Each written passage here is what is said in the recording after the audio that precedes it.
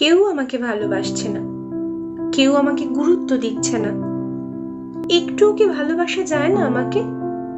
মোদ্দা কথা হলো, কিছু মানুষ তাদের জীবনের বেশিরভাগ সময়টাই এইভাবে ভালোবাসাটাকে ভিক্ষে করেই কিন্তু কাটিয়ে দেয়। না মানে কেন কেন তুমি দয়া ভিক্ষে করে সারা জীবনটা কাটিয়ে দেবে?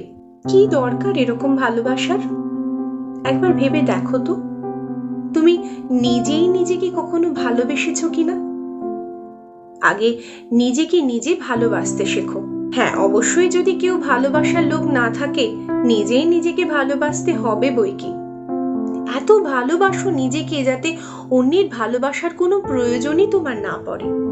নিজেকে নিজে ভালোবাসো, নিজের ব্যক্তিত্বকে গড়ে তোলো, তখন দেখবে সুরসুর করে তোমাকে ভালোবাসার লোকের লাইন পড়ে যাবে।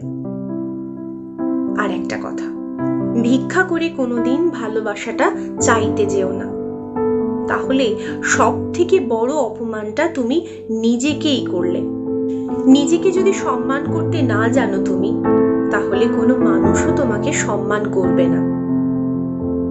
ऐसा कैसे चलेगा बॉस? আজ থেকে সেলফ রেসপেক্ট নিয়ে নিজে বলো, চল, তোর ভালোবাসার আমার দরকার নেই, আমি নিজেকেই নিজে ভালো রাখার জন্য, ভালোবাসার জন্য কাফি আছি।